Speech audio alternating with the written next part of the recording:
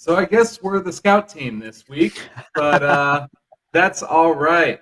Welcome to another episode of Stackin' the Studs. Fantasy is life. You know it's a vibe. I am joined by my guy from Ocean State Fantasy Football, Zack. Tell them where they can find you. Yep, Instagram, Twitter at Ocean State FFFF stands for fantasy football, which we all love, man. It's championship weekend if I'm not mistaken. He is not mistaken. And week 17 usually is just like, oh, hey, I'm done. I'm done with fantasy. But since it's an 18-game season, you get a little more fantasy. And so here we're going to be stacking the studs like we do every week and hitting those waiver wire, trying to get to that ultimate goal of fantasy greatness. And so I guess we got to start off with the QB stack, and number one is probably and most likely the looming MVP for the 2021 season. Again, the bad man, Aaron Rodgers. He's playing the Vikings, number one, and this is more than anything to give him kind of that clout of being the MVP for this year, and he has just been putting on a show lately. He finds every wide receiver, Aaron Jones from the backfield. He'll throw it to him in screenplays and all that. So Aaron Rodgers is first, and then second, matchup-wise, it's great. And Josh Allen has been eating lately, and that's who we got next, playing the Falcons. And then at number 3 is the GOAT himself, Tom Brady, playing my New York Jets. And, I mean, he could have 30 points by halftime with how bad the Jets' defense is. And, Antonio Brown, his favorite weapon, is back. He may have Mike Evans, probably not. He'll probably wait till playoffs because they've almost certainly secured a playoff berth. Actually, no, yeah, they won the NFC South last week. Yep. And then number 4 is the GOAT in training, and that's Patrick Mahomes. I will never draft you again, but that's all right. Number 4, playing the Bengals. And then rounding out the top 5, this guy. Oh, man. Who is this guy?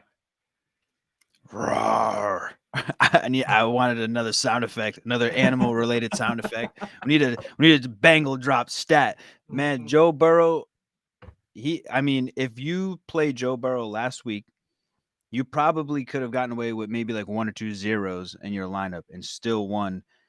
Just because of how, he set a record in my Dynasty League alone. He set a record as one of the top 10 individual scoring players of the last 2 seasons with like 80-something points in the scoring format that I'm in. So Joe Burrow is a bad man. In my opinion, he's the number 1 Dynasty quarterback at the moment, especially with those wide receivers you have there. I think that's, you got Patrick Mahomes and Joe Burrow back-to-back in the same game, which for fantasy is always exciting, right? You got 2 offenses with multiple weapons that can certainly put some points on the board. So, yeah, I like that a lot, especially just, I'm leaning Pat Mahomes slightly in that situation only because the Bengals will be facing, the Chiefs defense. Obviously, Chiefs defense has definitely been, stepping it up recently. So, but, yeah, you got 2 of the young best in the game. Yeah. And then another one who's been kind of falling off like he did last year ever since he got back from injury, except for like 1 game. Next is Kyler Murray playing the Cowboys. And then Dak, he finally came alive last week. So Dak playing the Cardinals, obviously. And so we got 2 duos of back-to-back of people playing each other. And next is a guy who's fallen in the rankings a lot. And that's going to be due to injury, due to inconsistency. I don't really know what's going on. He started the year so hot. And that's Lamar Action Jackson, New Era 1, playing the Rams. And, we'll see if the production for Mark Andrews sustains with Lamar Jackson, because Lamar Jackson spreads the ball a little bit more than, the likes of Tyler Huntley or Josh Johnson. Going forward, we'll see, and we'll get to tight ends in a little bit. And then next is another running quarterback who was a little strange because he only had 2 carries on Sunday. Didn't really run the ball too much. They ended up winning in a landslide, and that's Jalen Hurts playing the Washington football team. And then, do you want? I think we need to talk about this guy because he fell off a tiny bit last week, and they're playing against a team that has, I want to arguably say, let up the least amount of fantasy points this year. Who's that? Yeah, I mean, you're talking, Justin Herbert going against the division rival Broncos. Broncos defense is definitely great. Vic Fangio, awesome defensive coach. You got Pat Surtain over there, where if a guy like Micah Parsons didn't exist, he's most likely winning defensive rookie of the year. So Justin Herbert definitely has his work cut out for him. But I think Justin Herbert is just one of those fantasy guys where he's the most Charger quarterback there is, right? They're always going to go 9-8, whatever the record is now. But he'll always give you a good fantasy day. And I like Jalen Hurts. That's a great against Washington. That's another division game. Lamar Jackson, apparently anybody who plays quarterback and wears a Ravens uniform is good for fantasy and loves and leans on Mark Andrews, which is a smart idea because in my opinion, he's now the number 1 tight end in the league. But like you said, we can get to that. Just to round it out, Justin Herbert. Be interesting to see. That game's in Denver. I believe so, yeah. Yeah, so if it's in Denver, I kind of, maybe you shave a few points off the top, but still think you're all right with him. Yeah, and hey, forget about it. Fall it off a little, yeah. Shave a little, yeah, shave a little there. Call myself Adam Sandler. I'm going to get the longest yard. So next we have Russell Inconsistent Wilson playing the Lions. He really hasn't been fantasy relevant since, except for I think one game he had over 20 points. I don't know what's going on with that offense. We were talking a little bit about this before the cast, and that offense is like one of the most inconsistent for fantasy like this season. It's been very strange. And then next is a guy who, if you started him last week for your fantasy playoffs, trying to get in the championship, he gave you basically a dud, under 10 points, and that's Matthew Stafford playing the Ravens. It's crazy with Cooper Kupp still getting all those yardage. He couldn't get over 10 points. And they still won that game. All right. Well, the fantasy gods were just like a kid with a magnifying glass if you had Matt Stafford. Next, we've got one of the most consistent and pretty much mediocre quarterbacks for fantasy, and Kirk Cousins playing the Packers. The reason why he's been the most consistent is because he hasn't been throwing so many interceptions. He did throw one last week, but I think the streak of consistency continues because, the Packers' defense is pretty good, but not like real elite. Mm-hmm. And then we got Derek Carr playing the Colts. And maybe he has Darren Waller back. We don't know yet. It's kind of going to be a game time decision, kind of, living on a prayer like Bon Jovi. And then to round out the top 15, and our last quarterback is going to be Taysom Hill playing the Panthers. I think Taysom Hill can come back from COVID and, really throw it on that Panthers defense that's going to be missing a couple pieces. Yeah. Yeah, Craze will tell you that the Panthers are like one of the best defenses in the world ever to exist, but they're definitely vulnerable. If Taysom Hill does play, yeah, definitely that's a good spot for him. All jokes aside, Panthers do have a solid defense. Derek Carr, I think the Colts are missing some pieces as well defensively. Kirk Cousins, like you said, is consistent, as they come, and he can obviously he can sustain basically 3 wide receivers this year. Osborne has done well. Thielen, when healthy, has done well. Obviously, Justin Jefferson is who he is. So yeah, and that's another division game there. So I think Minnesota's out of it, but Packers have already clinched. But Kirk Cousins is about as safe as you can get. Yeah, exactly. So here we have the top 15 quarterbacks, and that leads us into the running back stack. The future. 2022 fantasy football overall number one draft pick, and the number one on running backs for Stacking the Studs this week is Jonathan Taylor. No matter how good he is, anyone can run on that Raiders defense. And so here we have Jonathan Taylor at number one. Number two is the man coming off COVID, Dalvin Cook, playing the Packers. They really need him to get to his old PPR self with being able to catch the ball and being able to really run like he's done in the past. And hopefully, if you were able to make it to the championship without him, you can plug him right in and win that ship for you. The next guy is a guy that Craze really likes and has been eating all year touchdown-wise. Why don't you tell him who that is there? I'm sorry, not Craze. Ocean State. Yeah, Craze probably likes him too, but I also like Joe Mixon. I see why I get confused. A lot of Zacks in this operation going on right now. So Joe Mixon, man. I mean, talk about the season we all, as a fantasy community, wanted. No, is this no, not? I mean, Joe. Yes, of course, we all wanted it from Joe Mixon, but I told everyone not to draft him. He was way too injury prone, and he's literally scored a touchdown in 9 of the past 10 games he's played. Right. Talk about. If you had him, I don't know where. So the only league I had him in was Dynasty, so I had him for the season prior. But wherever he was getting drafted this year, I can only imagine it was a value. And most people who probably did well this season were probably Joe Mixon owners. Just the simple fact that you were probably able to get a first round pick, come back around and still get, an RB1, one of the top. He's probably going to finish top 3, I'm assuming, probably end of season stats.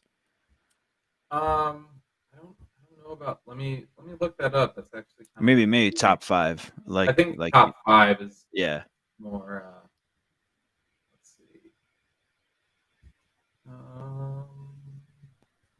It is. I guess 3. He's third. He's RB3 right now in full PPR. Yeah, on the back of just a ton of touchdowns, right? So it's not like he's out here getting 10 targets a game, but when he is getting the rock, he's just efficient, and it definitely stems from the fact the defense has to worry about 3 wide receivers every time that the offense goes on the field. So Joe Mixon is just benefiting off the fact the defense has to they can't stack the box against that offense. Yeah, and Joe Mixon has a total of 16 touchdowns, while Jonathan Taylor has 19. So very close. It goes Jonathan Taylor, Austin Eckler, then Joe Mixon, and then Leonard Fournette is still number 5. Yep, that's the MVP right there, in my opinion. Oh man, maybe he let you down this week, but yeah. Okay, let's get on to the next guy who never lets us down at this time of the year. That's the man, Alvin Kamara. Except last week. Look who he's playing, man. This is what happens when you go against the Aqua and Orange. Oh, here we go. Alvin Kamara. Again, playing those Panthers. I know Shaq Thompson is out for the game, and I'm pretty sure another linebacker or two, or maybe defensive end, is out. So look for Alvin Kamara to really have that quote unquote Christmas Day game. Not like he did last year, because that's nearly impossible to repeat. But he'll have a stellar game. And then the next guy is, again, he's dropped a little lower because playing in the Mile High City, playing the Broncos, is Austin Eckler at number 5, coming back off COVID. I don't know how asymptomatic he was or whatever, but if he was and just had to quarantine for that aspect, then it's not like nothing ever happened, and he'll have basically another bye week to really storm on that Broncos defense. And then a guy that didn't play that well last week, but he's going to eat against probably the 3rd or 4th worst rushing defenses in the league, the Chargers, and that's Javonte Williams, at number 6. And then number 7 is a guy that's been kind of disappointing, but I think he'll have a good game this week, and that's Aaron Jones, playing the Vikings. It's been really a timeshare between him and A.J. Dillon. So, going into next year, there's a bunch of question marks around that. And I don't see him going in the first round again. No, Aaron Jones certainly won't be. I would be surprised if he's a second round pick, totally depending on the direction of the hype of the offseason. Mhm. From whatever reason, the schedule makers this year were just like, let's just keep all the divisional games right towards the end. It feels like all the division games are this week. Yeah. So that is almost like it adds in like another aspect of what you're expecting from these guys, right? So it's like when you have those division matchups, it could either go either way. Like it could be complete upset, or like one team just gets completely dominated. But Mhm. yeah, I like Javonte to bounce back this week against that porous Chargers defense for sure. And Aaron Jones, man, it's really like a gamble, I guess, at this point. Yeah, Who's for gonna real. who's gonna be the viable option, him or Dylan? And then next, the only viable option on the Pittsburgh Steelers is Naji Harris. Guaranteed touches. He is a yard. And I mean, I could see him being the kind of newer, with a better quarterback, Christian McCaffrey, in like a year or two. But he's playing a pretty stout Browns defense. And then speaking of the Browns, next we've got Nick Chubb playing the Steelers, and that Steelers defense has not been anything like it was last year. And I have said it from the beginning of the offseason last year, and since there's 10-game win streak last year got snapped, that ever since they lost Bud Dupree, they have not been the same offense or defense. And then going to the next guy, who has been, I think, personally, the league winner, the playoff winner, playoff waiver wire winner, and that's Rashad Penny of the Seattle Seahawks. He had like 138 yards on 16 carries and a touchdown last week.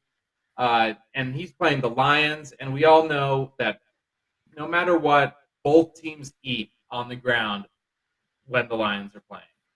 Um, and then, speaking of eating on the ground, Ronald Jones playing the Jets. And the Jets, another real bad run defense. He's just gonna eat it all up. And the guy that usually eats it all up is way down there. So we'll get to him in a second. And then Saquon Barkley playing the Bears, purely matchup wise, they have to run the ball through him. For whatever reason, they still want to win games, which makes no sense to me, but I get it. Pride, like J. Cole said, pride is the devil, especially for the future. What do you think about Rashad Penny since since he took over that number one role in Seattle? Excellent song reference. One of the best ones on that album. Rashad Penny is a guy that will look back and go, wow, Rashad Penny won me a championship this year. And he was probably not even on people's rosters, probably all the way up until like week 13 or something like that. Yeah, I don't know. yeah. I feel like he wasn't even active half the season. But yeah, Ronald Jones, I'm sorry to say it, will definitely, I mean, as long as Keyshawn Vaughn doesn't vulture a ton of touchdowns, I'm assuming Ronald Jones will be a top 5 running back this week, kind of take that Leonard Fournette role and run with it, for a lack of a better term. And then I like, Rashad Penny is against that Lions. It's crazy because like he could definitely give you like 2 points this week, right? Like it's Rashad Penny, so let's not get carried away. But you look at some of these names like Rashad Penny and Ronald Jones, guys we once looked at as like busts as at the running back position, are now most likely gonna bring home championships for people. Yeah, it's just a big slap in the face for all the work everyone's done for the offseason trying to mock draft and everything, and then you got these guys trying to bring home the championship. And then next we've got Antonio Gibson playing the Eagles, David Montgomery at 14 playing the Giants, and then another guy that we didn't think was going to do anything this year, Sony Michelle. He's come on strong with Darrell Henderson's floppy flop injuries and everything like that. Playing the Ravens defense, and the Ravens defense, as proven, has given up a lot of yardage on both through the air and on the ground. So look for Sony Michelle having another good game. Elijah Mitchell, he most likely will play, playing the Texans, but If not, you can plug this guy right in there. And who's that there, Ocean? Oh, you already know, top 5, Jeff Wilson. Another season. This is 2 years in a row. Jeff Wilson has just been like, "Don't worry, I'm gonna come on playoff time. I'm put the team on my back." And if Elijah Mitchell misses, in my opinion, I think you have to even rank him higher than some of these guys on here. And that's my super biased opinion aside. Only because I think the starting running back for the 49ers, especially going against the Texans, who, believe it or not, actually not that bad of a defense.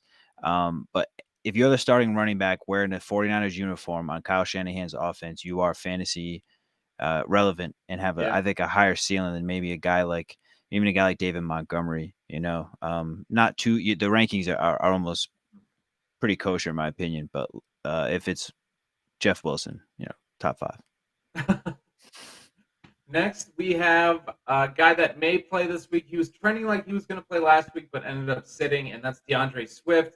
Coming off an injury, ranking him at 17, I think that's proper. And then also, if he doesn't play and Jamal Williams, you can plug Jamal Williams right in there at 17.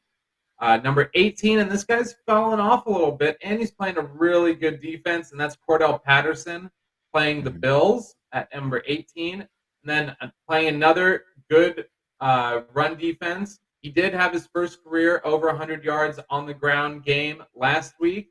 That's Michael Carter of the New York Jets. Next, Chase Edmonds could be ranked a little higher if James Conner is out again, playing the Cowboys. If he can elude Micah Parsons, which doesn't seem possible, then he's going to have a great game. But for now, he's at number 20. And then rounding out the last two, Josh Jacobs. Disappointment. Good early on, bad for now. And then lastly, he had an all right week last week, and then he just stopped playing for whatever reason. And that's the little guy from Star Wars, little Ewok, Ezekiel Elliott, playing the Cardinals. And the Cardinals have one of the most underrated defenses in the league. They've been pretty good against giving up fantasy points. And that pretty much rounds out our running backs. And then hopping over to a little wide receiver. We're not hopping anywhere with DeAndre Hopkins because he's out for the year. But we got to start off with the number one man, the number one in fantasy. He's trying to break Megatron's record, and that's Koopa Cup of Coffee playing the Ravens. I mean, he could literally break the record playing the Ravens if he just has the game like that. He combines T. Higgins, Jamar Chase's, and Tyler Boyd's yards, just put them all together, and then there you go. Broke the record. Yeah, Cooper Kupp, man. He's just incredible. And you would think that means Matt Stafford would be great, right? Yeah, right. So it's just like you're trying to figure this one out. It's like you can't get the pass to the wide receiver without the quarterback. So, but yeah, Cooper Kupp against a pretty banged up Ravens secondary. And then we got Devontae Adams, the touchdown god, playing the Vikings. And then a guy that, if you were just like, screw it, I'll plug him in, see what happens. A.J. Brown playing the Dolphins. Do you like that take? Listen, what you said first was great, and I think we said this also before we started recording. A lot of people were faced with the dilemma of AJ Brown's playing. I kind of, with his draft capital, I kind of have to play him, right? And it certainly paid off. I'm not sure if it's going to be the same situation this week playing against the Dolphins defense, who have just been on an absolute tear. You saw what they did the other night to poor Ian Book, who they say checked in. He needed some serious help after that game. Pretty traumatized after what happened. His poor family thought it was a Christmas miracle. They were going to watch him, and it backfired completely. So the Dolphins defense is really good. But if there's going to be somebody that's going to score on their defense, it'll most likely be A.J. Brown. But I got to be honest, I'm a little more intrigued by the guy coming up next, who's carried people throughout the whole season. And with that juicy matchup, man, it's like, this is it. This is the cherry on top of the season, right? Yeah, and Deebo Samuel playing. I mean, just that matchup is just A1 steak sauce. And he should be able to run. I mean, he could keep if Elijah Mitchell doesn't play, he could single-handedly keep Jeff Wilson out of top 5 because he runs Whoa. the ball too now. He runs the ball too now. Yeah, well, if he knows what's best for him, he won't. Hey, yeah, he'll stay in the slot if he knows what's best for him. Next, we've got Justin Jefferson playing the Packers. He's just been great all year. I think he takes over one of the Tyreek Hill or Stefan Diggs first-round draft pick for wide receiver.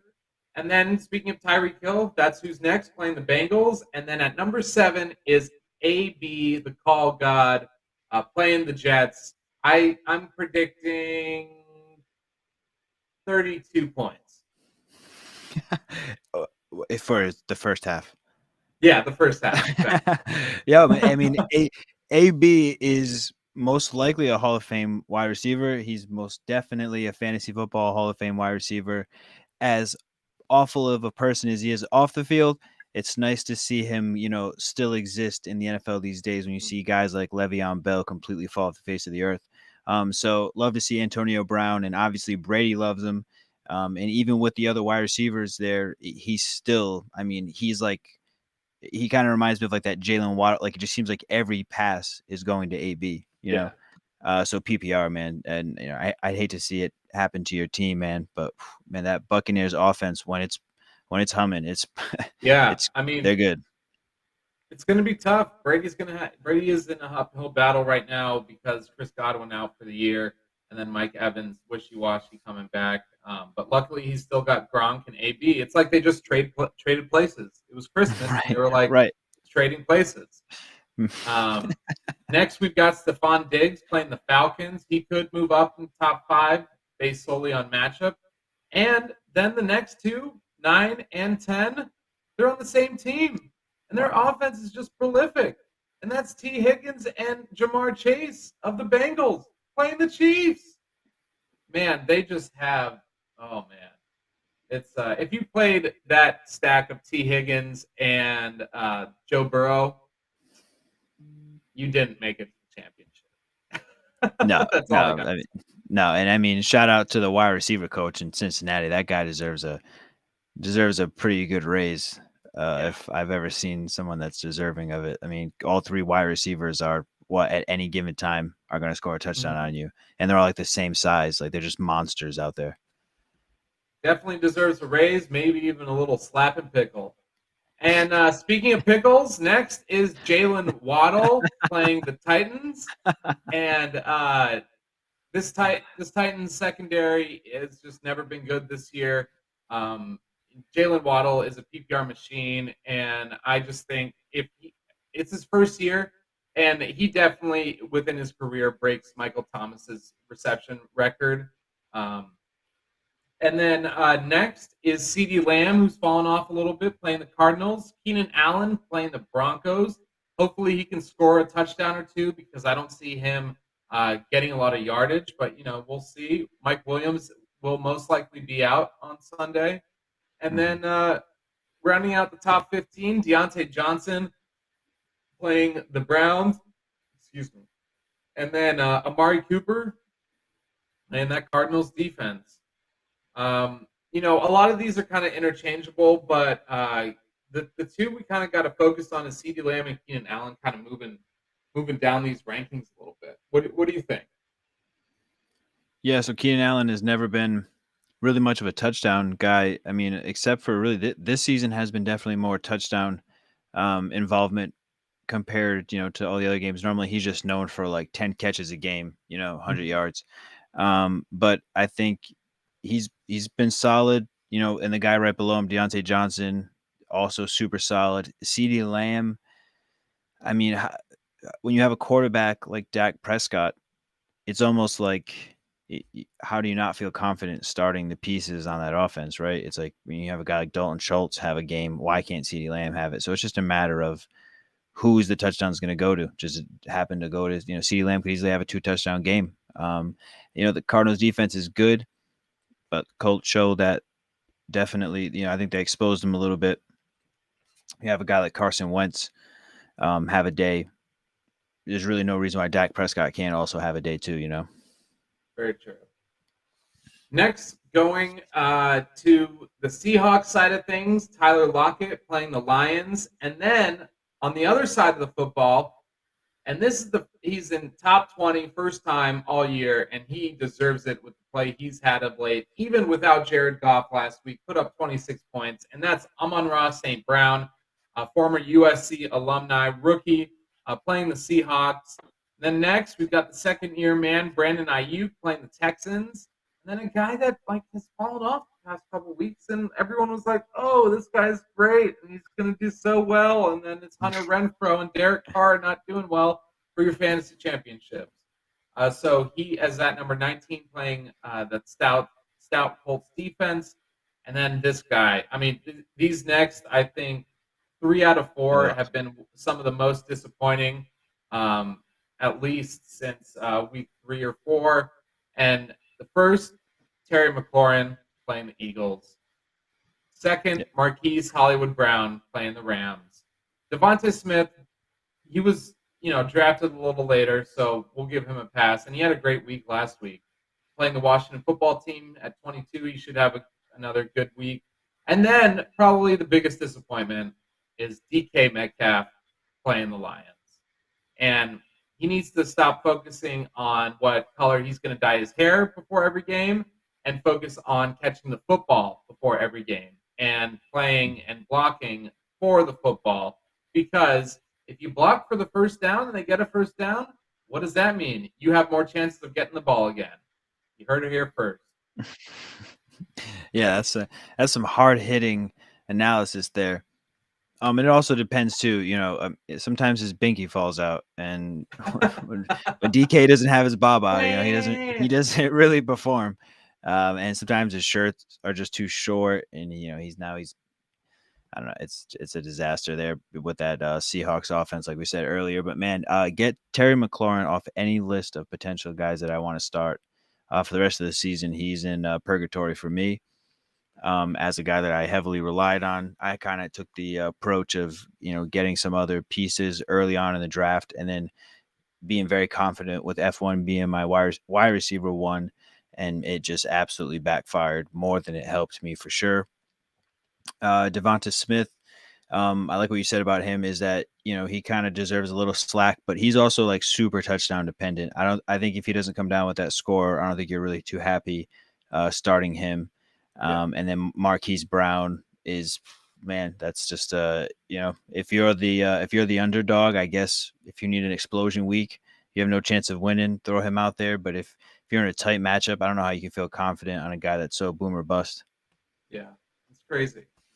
And then at 24 is Michael Pittman Jr. playing the Raiders. Even with the bad Raiders defense, they will be starting a second or third string quarterback because Carson Wentz will be out with COVID, unless they bring back Phillip Rivers. And that's been a little talks here and there, nothing concrete. Everything is rumors, but yeah, fun facts to know and tell. And then next is Darnell Mooney. After the 3 or 4 really hot games he's had, he's kind of teetered off a little bit, and they're playing the Giants, so that should be a good matchup. Even if Nick Foles is throwing the ball again.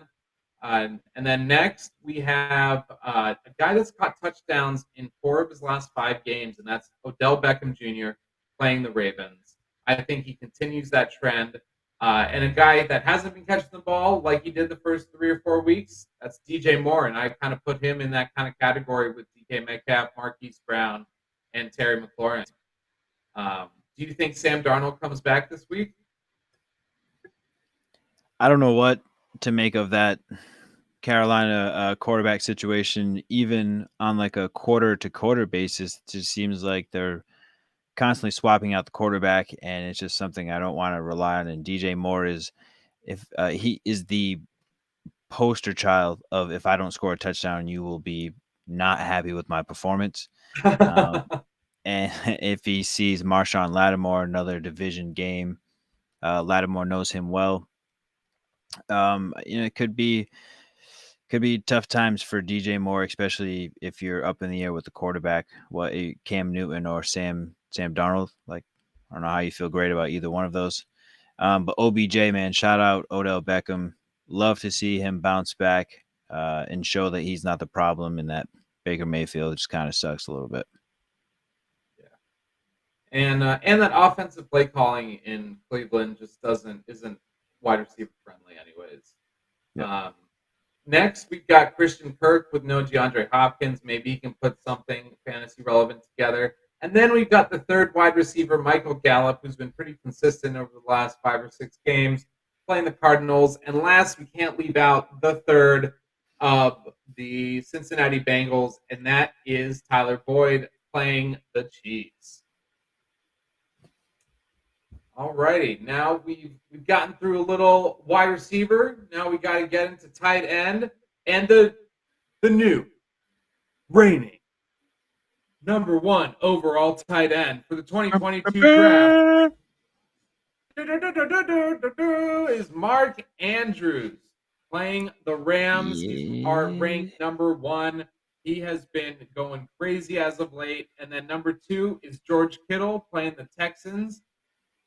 And then number 3, Travis Kelce, because you're not for me.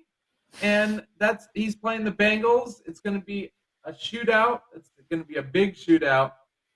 But I just think George Kittle and Mark Andrews have better matchups, and they'll do better because, their quarterbacks spread the ball out less. Number 4 is going to be Gronk playing the Jets. I think he has 2 touchdowns in the first half. Dawson Knox playing the Falcons. And that's a lot matchup based because some of the next guys have been doing a bit better. Zach Ertz has commanded a much larger target share as of late with DeAndre Hopkins going down. They're playing the Cowboys, who do like to give up a lot of yardage, but they do make takeaways, which is bad for quarterbacks, but good for wide receivers and tight ends. Mike Gesicki at number 7, your boy, playing the Titans. Do you think Mike Gesicki finally scores another touchdown this week? No. No, I Come on, I don't want. I need him to. He's can he? Certainly, he's super athletic, right? At any given time, he could just go up there and catch a jump ball. But it just seems like they don't really. He's not part of the game plan when it comes to getting in the end zone. It just seems like they just want to waddle or run it. So, yeah, I can't feel too confident. Yeah. And then number 8 is Dalton Schultz playing the Cardinals. Number 9 is the fancy French stinky cheese in Dallas Goddard. Washington football team is the opponent he will be playing against. And then number 10, this guy owns the most receiving yards for a rookie tight end since Mike Ditka. And that is Kyle Pitts playing the Bills. And he's ranked super low because of that matchup, because they do still have key pieces in that Bills secondary to create havoc for tight ends and wide receivers. What do you think Kyle Pitts does next year? I think Kyle Pitts is going to be an absolute. He's already great. I think he's going to be a superstar going forward. I was watching him play the other day. My buddy was over for a little while, and we were watching. I was like, look at him when they spread him out wide on one play. I'm like, that guy's not a tight end. Like maybe he's not the fastest guy on the field, but he's fast, but he's not a tight end. So I think how Atlanta utilizes him, and if any of the other pieces around them can just step up a little bit, if Russell Gage can be more consistent, Hayden Hurst kind of came on last week. I think Kyle Pitts, all he has to do is, if Kyle Pitts just sprinkled in a few more touchdowns this season, we'd be talking about him like he's the next fantasy legend. It's just been the lack of touchdowns. The receptions are there, the yardage is there, and usually rookie tight ends don't even come on as well as he has. So I think, going forward, he's certainly, dynasty tight end 1 and perennial superstar. Yeah. And then next is Hunter Henry playing the Jaguars. Gerald Everett, who's been tight end 9 over the past 4 weeks, is playing. He's on the Seahawks. The Seahawks are playing the Lions, so he's playing the Lions. And then another rookie tight end who's kind of come onto the scene, Pat Freiermuth playing the Browns. What do you make? Do you think Pat Freiermuth is more fantasy relevant next year if with a different quarterback? No, I think it actually goes in the opposite direction for Freiermuth. But then again, I can't really tell who the quarterback's going to be. But obviously, Big Ben can't throw longer passes than 7.5 yards. So that's Yeah. why he's relying so heavily. That's why Chase Claypool is having a down season, and that's why Freiermuth has come on so hot. But if they switch it up and do get a guy like Deshaun Watson, like we were saying earlier, Freiermuth could be a top 5 tight end, depending on who that quarterback they get, or if they don't decide that they're gonna stick it out with Mason Rudolph. I don't know. Then you definitely, Dwayne Haskins. right. Either or, in my opinion, Freiermuth takes a hit as far as where I would have him ranked. So yeah, I guess it all depends on who the quarterback's going to be next year. And rounding out the top 15, Tyler Higbee playing the Ravens, and then Cole Kmet playing that lackluster defense in the Giants. What do you say we get into a little, waiver wire, shooting our shot on that waiver wire? Why don't you kick us off with quarterbacks? Yeah. So this is a Treyway. This could be the week we see Trey Lance. Jimmy G's got the banged up finger situation. And I don't know if the 49ers are mathematically eliminated from the playoffs, but I'm assuming they don't have the best playoff outlook right now. So if you trade away your entire life savings to move up in the draft and get Trey Lance with your quarterback already injured, I don't see how you don't start Trey Lance in this situation. And if so, I mean, it's a decent matchup, right? I mean, you're talking about going against the Texans, so it's not like he's playing against a stout defense. The Texans aren't awful, and they're actually pretty decent against running quarterbacks, and they've played a few decent, good running quarterbacks. But when you got guys like Deebo Samuel and you got Kittle and you got top 5 Jeff Wilson surrounding you, and you got Kyle Shanahan pulling the strings, it's hard to not see Trey Lance at least do enough to where he was definitely worth being the streamer of the week. Yeah, I completely agree, and he's owned in 12% of Yahoo leagues, and so if you've been streaming quarterbacks every week thus far and have been hitting, and you're in the championship, I'll look no further than him. And then I got Taysom Hill as well, 42%, as long as he plays, playing the Panthers with their banged up defense, and then moving into running back, I think this guy is the number 1 overall this week, and that's Dare Ogunbowale at 2%. What do you think? What do you think he does this week against the 49ers? Or not the 49ers, against the Patriots? Yeah. Patriots defense is good, man. That's what I kind of take away. That's where I'm going to start there.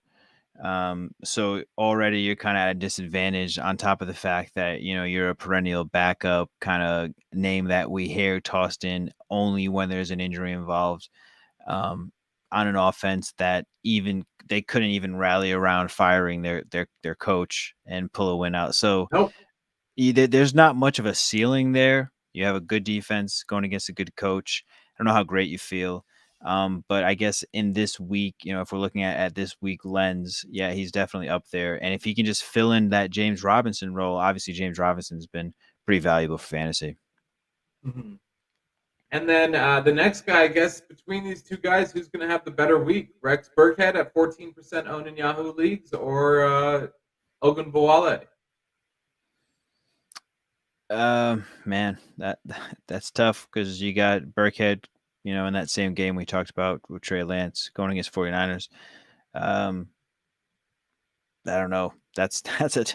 I mean, you're talking about two names that you are not hoping you have to play on the championship weekend. Yeah. But I'm gonna just lean on what I've seen with Davis Mills at the helm, and I think Burkhead actually kind of he for me presents the higher ceiling.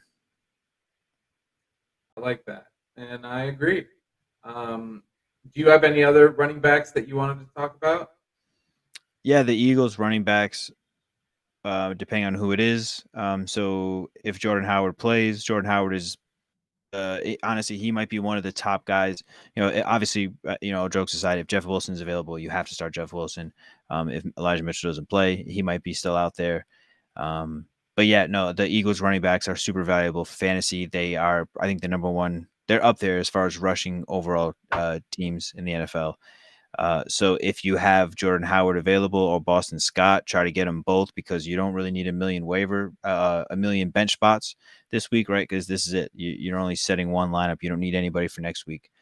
So even if you have to carry both Eagles running backs and just wait to see who's activated, I think that could be one of the most valuable pickups of the week, especially if one of them doesn't play. Yeah. And I mean, that they really run that offense through the run, whether it be Jalen Hurts or whatever running back committee that they got going on. So yeah, definitely look to any of those running backs and watch it be like Kenneth Gainwell week. That would be literally like that would solidify this as one of the weirdest fantasy years of all time. Yep. Yeah. Without a And doubt. then moving on to wide receivers, the first one is the future after Adam Thielen in Minnesota, and that's KJ Osborne. 34% of Yahoo leagues he is owned in. Next for me is Alan Lazard. He's scored 3 touchdowns in the past 6 games he's played and has averaged about 6 targets. And so look to him, especially if they get going early, and Devontae Adams wants to take a little rest. And lastly is the Week 16 sensation in Isaiah McKenzie, 2% owned in Yahoo leagues, with Cole Beasley still being out and Gabriel Davis still being out, both unvaccinated. Look at Isaiah McKenzie to come up to low end wide receiver 2, high end wide receiver 3 this week. Yep. Yeah, man. Yeah, you nailed it for sure. If there's no Gabe Davis, I love McKenzie, especially going against Atlanta's porous secondary for sure. Alan Lazard, I think we talked about this earlier. Whoever is that wide receiver 2 for Green Bay is the guy you probably want to have rostered, right? Obviously, Devontae Adams, he's a superstar. So, but if there's both wide receivers floating out there, again, this is one of those weeks where if, depending on your team need, if you're really needy at wide receiver, pick up both Packers wide receivers if they're there. And if MVS doesn't play, you have a solid start with Alan Lazard. And then I guess we're just trying to throw a deep flyer. I don't know if there's any other ones, maybe like a Tyler Johnson or something. Like, would you maybe try one of the other Bucks wide receivers? I don't know, just to give. Yeah, I mean, either. Yeah, maybe. Or Rashad Perriman. Or... Rashad Perriman. Oh, no. I mean, I'm pretty sure he probably still has COVID, right? I think he was out last week or the week before with COVID. Yep. Let's see. A real deep wide receiver. Just trying to think. It's probably like on a team that doesn't. Oh, probably Braxton Berrios. And that's not too deep, but he had a pretty good game the past couple weeks. So he's a speedy target. But yeah, I'd say that's as deep as it comes from my brain right now. Yeah. Then moving on to tight end, Gerald Everett, 43% owned in Yahoo leagues. Like I said earlier, he's been tight end 9 over the past 4 weeks. And then a guy who's kind of been coming onto the scene, getting a little more target share, and that's Cole Kmet, 33% owned in Yahoo leagues. The Fantasy Shot Callers co-host, another Zack, but he's Zack Attack Bernie. He loves Cole Kmet, and I guess it's great to give him his flowers when he's not here. So there you go, Zack Attack. And then who are you streaming for tight end this week?